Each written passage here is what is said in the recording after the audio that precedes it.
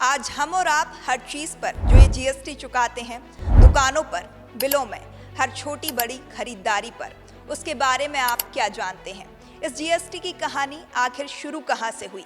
अगर आप नहीं जानते हैं तो हम आपको बताते हैं। नमस्कार, मैं हूं आपके साथ पूर्वी और आप देख रहे हैं the press Hindi. The press Hindi को अगर आपने अभी तक सब्सक्राइब नहीं किया है तो अभी करें।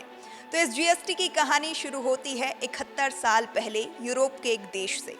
साल था 1954 और देश था फ्रांस। तब टैक्स सिस्टम इतना उलझा हुआ था जैसे कोई 4G फोन पर 56 ऐप एक साथ चला रहा हो। टैक्स इतना बिखरा था कि सरकार को खुद कहना पड़ा, इनफ इज इनफ, और यहीं से जन्म हुआ जीएसटी का। उन्होंने सारे उलझे टैक्स खत्म किए और बना डाला एक सिंगल टैक्स सिस्टम जो आज की भाषा में जीएसटी कहलाता है। एक ऐसा टैक्स जो एक देश की ज़रूरत से उठकर आज दुनिया भर के सिस्टम में शामिल हो चुका है। इसके पीछे का मकसद था आसान टैक्स, ज़्यादा कमाई और कम चोरी। उस दौर में फ्रांस को युद्ध के बाद अपनी अर्थव्यवस्था को फिर से खड़ा करने के लिए अधिक स्थिर और भरोसेमंद टैक्स सिस्टम की ज़रूरत थी। इसीलिए फ्रांस ने कर सुधार करते हुए बड़ा कदम उठाया और जीएसटी लागू किया। साथ ही अब ये भी समझ लेते हैं कि दूसरे देशों में जीएसटी का सिस्टम कैसा है। अगर बात करें न्यूजीलैंड की तो यहाँ जीएसटी की शुरुआत 1986 में हुई। पहले 10%, फिर 12.5% और आज 15% पर चल रहा है। इतना इफेक्टिव कि आज अकेले जीएसटी से 31% टैक्स कलेक्शन हो जाता है। कनाडा की बात करें तो जीएसटी 1991 में आया। फेडरल लेवल पर 5% और प्रांत अलग से 6 से 7% तक पीएसटी यानी प्रांतीय बिक्री कर लगाते हैं।